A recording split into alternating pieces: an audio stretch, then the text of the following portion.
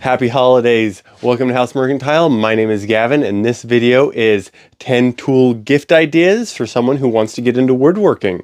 To begin, let's go ahead and start with this guy right here. It's the biggest of everything that you'd want to ever get, but you don't necessarily need it, and I'll point that out later. A table saw.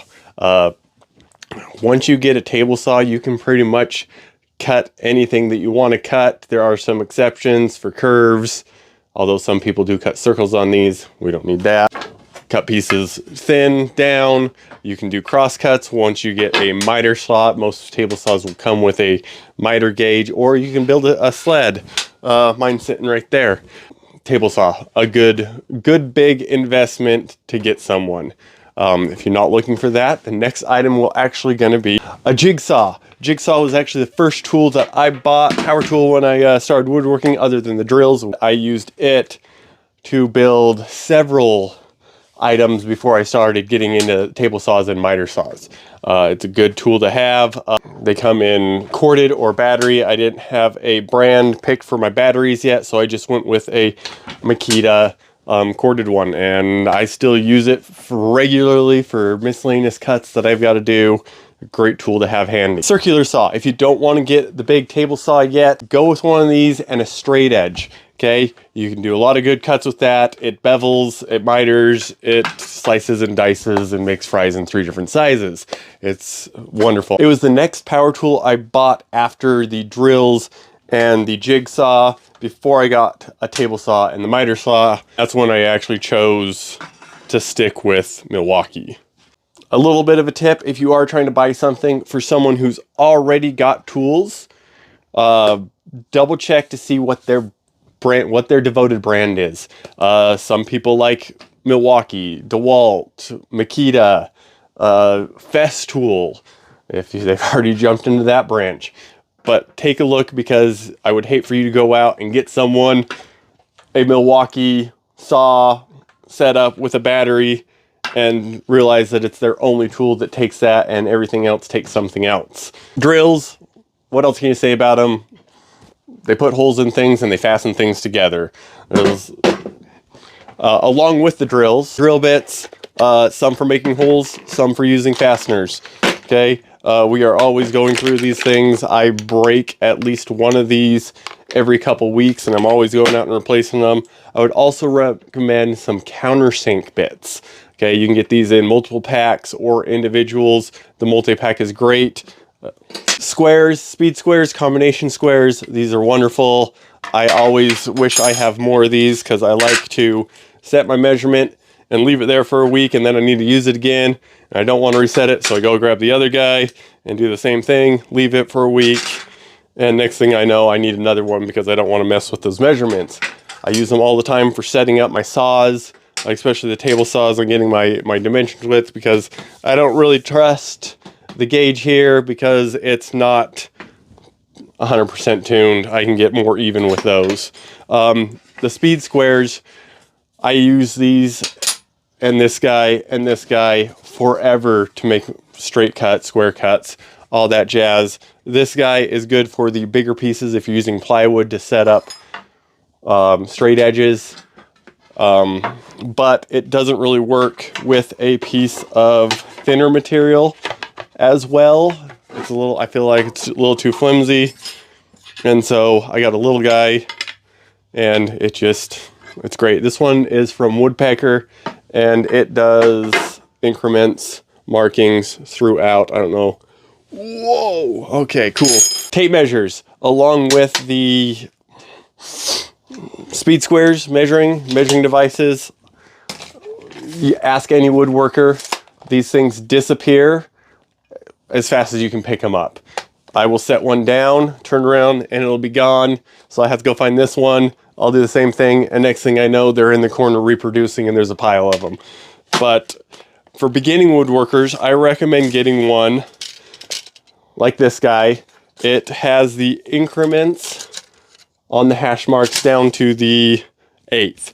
There are some that I've seen that have gone all the way down to the 16th, but that's a little excessive. This one auto locks, and then it releases like this.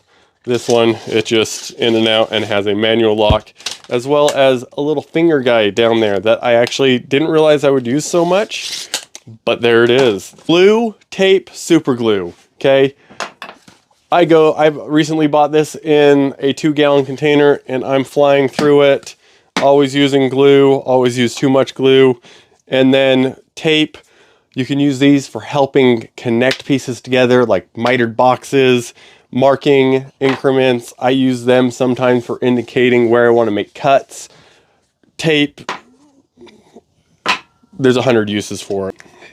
The super glue, if you get into using templates or trying to fix some things, little nicks, and super glue is great. If you can get a catalyst, an activator to go with it, also wonderful.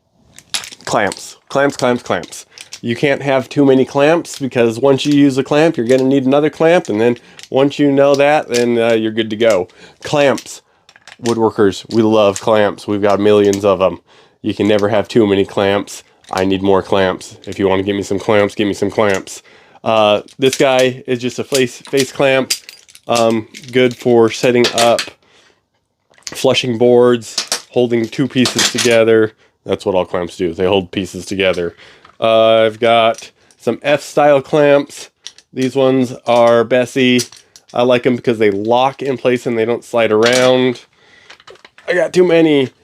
Quick clamps, these guys, I use them less for glue ups on my main projects. I'll use them every now and then, but they mainly are used as a third hand. If I need to hold something in place while I go do something else, that's what it's for. Holding stop blocks, all that jazz. Okay, they come in big ones, they come in small ones, they come in tiny ones that have no clamping pressure. I don't even know what they're for. All sorts of shapes and sizes, and also all different kinds of brands. Pipe clamps, these are the ones that I use the most right now. I want to upgrade these from these. I want to upgrade these myself to to parallel clamps because I don't have any of those, and the projects that I work on would greatly benefit from that. Okay, because you need clamps to hold your projects together long enough for your glues to dry, second hands, all that stuff. And then after you're done with glue ups, what do you got to do? Sander. Once you're done doing your project, one of the last things you do before finish is sanding. Lots and lots of sanding. Get some sandpaper, make sure that they match together. They come in different sizes, but the generic size fits most of them. Okay.